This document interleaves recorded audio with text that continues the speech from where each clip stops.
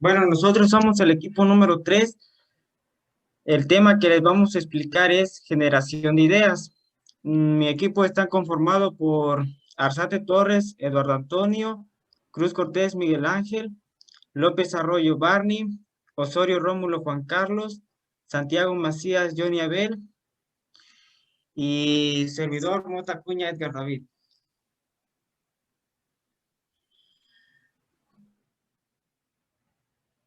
Y pues, ¿para qué sirven las ideas? Bueno, las ideas son algo que se nos viene a la mente para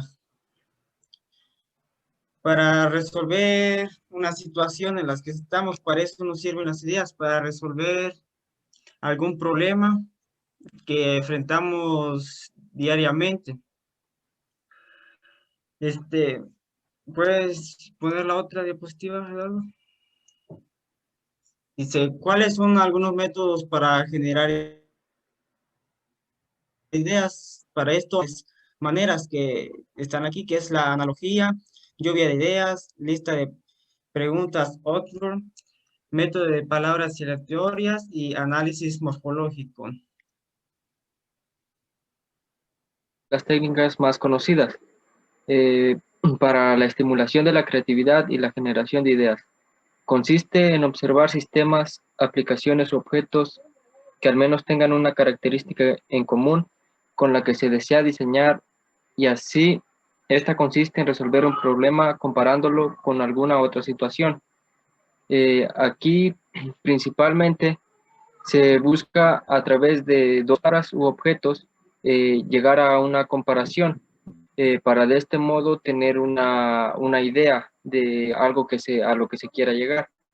Eh, Principalmente, aunque se dice que son palabras o cosas que no tienen, que son diferentes, se tiene que tienen una raíz en común.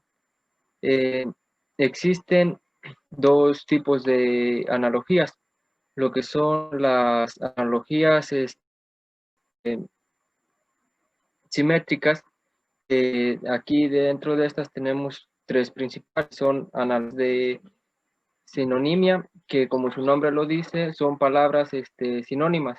Como un ejemplo sería sereno y tenemos después lo que son las analogías por complementariedad, que son palabras que se complementan, como podría ser hambre y comer. Y existe la analogía cogenéricas, que un ejemplo sería lagarto iguana. Después tenemos las analogías asimétricas, que son iguales principales, que tenemos lo que son las de oposición o lo que sería atónico, lo que sería lo contrario a las sinónimas, que por ejemplo sería bueno y malo. También está la analogía de intensidad, que un ejemplo sería rojo y rosado, y la analogía inclusiva.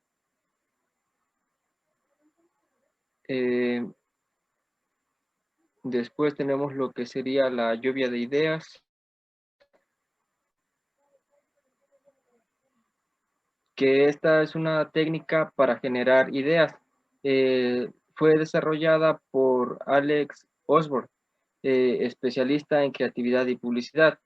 Esta es una herramienta de trabajo grupal que facilita el surgimiento de nuevas ideas sobre un tema o problema determinado. La lluvia de ideas es una técnica de grupo para generar ideas originales en un ambiente relajado. Bueno, a su creador se le ocurrió que para trabajar en equipo es importante que cada uno de los miembros del equipo opine lo que piensa sobre algún tema en específico. El principal objetivo de la lluvia de ideas es que cada quien opine, y como regla se tiene que seguir que nadie puede dar críticas sobre lo que se está opinando, que se recomienda que todo lo que se vaya diciendo se anote en una pizarra para después de ahí ir analizando cada una de las opciones o ideas que se propusieron. Y pues esta es una buena técnica para que un conjunto, puede ser un conjunto muy extenso, al dar cada quien su idea, llegue a una conclusión o a una resolución sobre un determinado tema.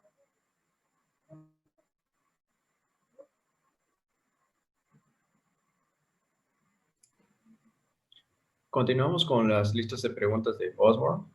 Según Alex Osborne, afirma que la pregunta es la más creativa de las conductas humanas. Entonces, esta es la técnica en cual consiste en plantear un conjunto de preguntas que se usan ante cualquier problema para formular todos los enfoques que sean posibles, y así pueda ser aplicada en la exploración del problema.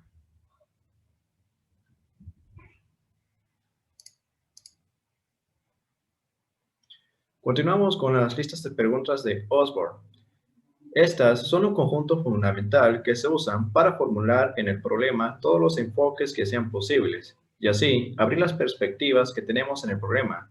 También son muy útiles para la percepción de nuevos usos, aplicaciones o posibles en un producto o servicio. Un ejemplo de estas preguntas sería, ¿cuándo se va a realizar? Bueno, esta pregunta nosotros la podemos resolver de la siguiente manera. Es la respuesta que busca ordenar, jerarquizar y controlar actividades o tareas que se deben realizar para un cierto objetivo.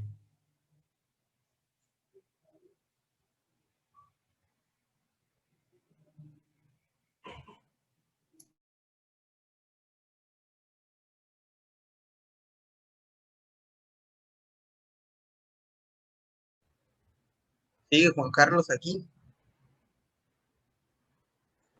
¿Sí me escucho? En tu video. Ah, mi teléfono está bien quebrado. A ver, ahí va. Método de palabras aleatorias. Esta es una poderosa técnica de pensamiento lateral. Es por mucho la más simple de todas las técnicas de creatividad y es ampliamente utilizada por la gente que necesita crear nuevas ideas. Y pues aquí este método consiste pues en ir creando, así, ir formulando palabras aleatorias una tras otra para, ¿cómo se dice? Pues para tener nuevas ideas.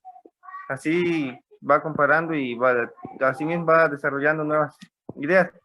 El desarrollo de esta técnica, que es una de las más fáciles, plantea asociar cualquier palabra o imagen que proceda del contexto del cual se trabaja, obteniendo relaciones mentales y nuevas ideas, las cuales van a basar para posibles soluciones. Aquí van, ¿cómo se dice? Van formulando palabras que tengan que ver con lo que quiera desarrollar y las va así.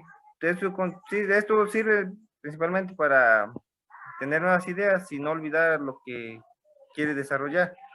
Y aquí dice que se desarrolla al extraer una palabra o imagen al azar.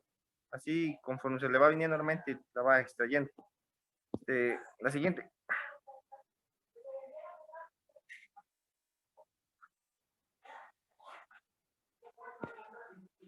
Análisis morfológico. Esta es una herramienta muy poderosa para generar una gran cantidad de ideas de forma rápida y sencilla. Y es el análisis morfológico. También es conocido como el modelo de la caja de morfología, de la caja morfológica. Es desarrollada por el astrónomo y físico Fritz Zwicky, que a mediados de los 40, mientras trabajaba analizando la lectura de la tecnología del motor de los aviones a reacción, y ¿cómo se dice? Es muy sencilla, pues es analizar el problema que se está llevando a cabo y se descompone en elementos esenciales para después ir identificando o atribuyendo, sí, ¿cómo se dice? A ver, se construye una matriz que permite combinarlos y multiplicar así las reacciones entre ellos. Y eso sería todo en parte.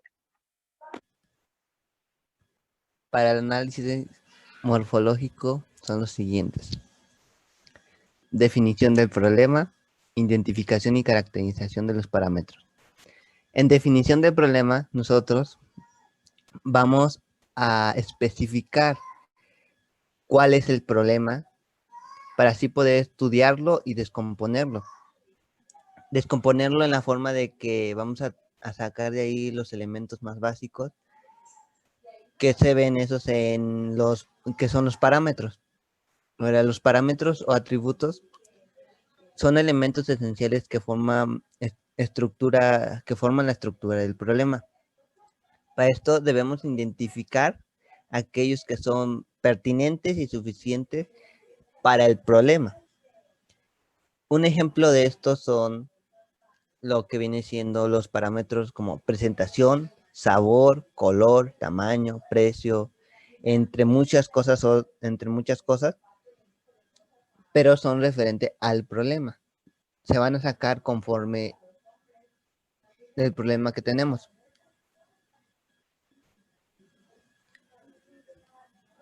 Siguiente, Lalo, porfa.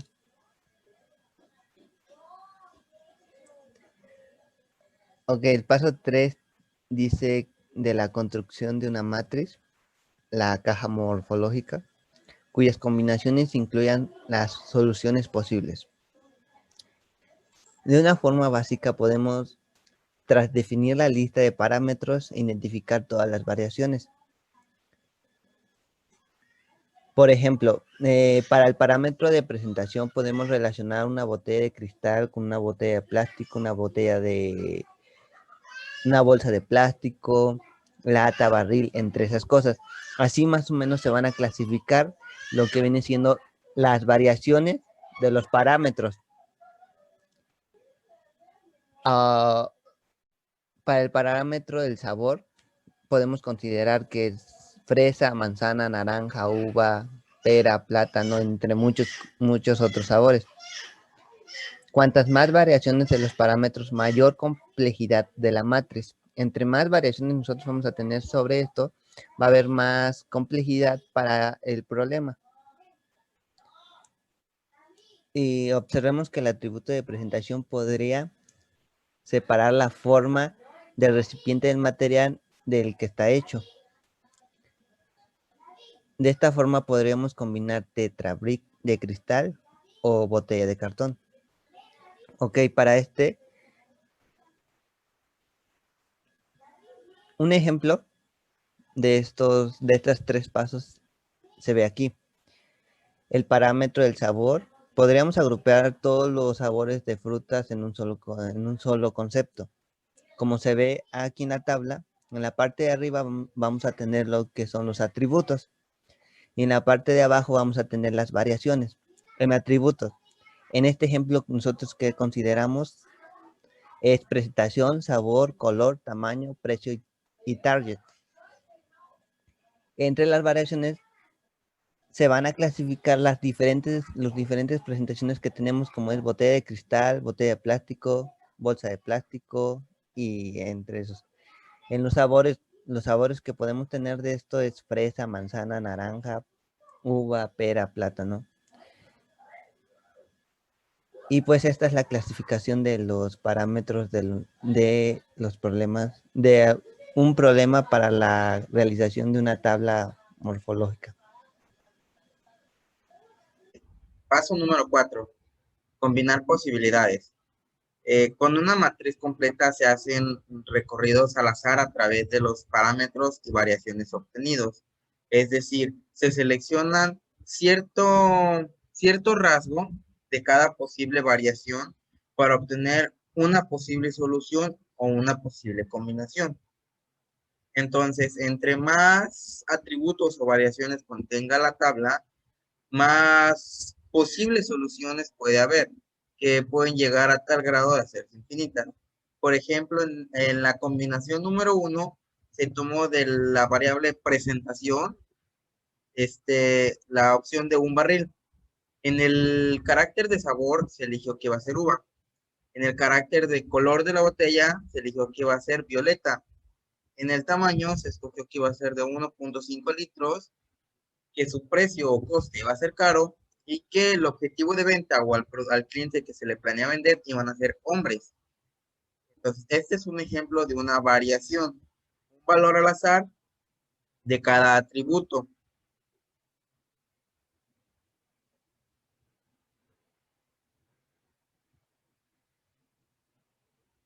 El ejemplo número 2 es otra combinación.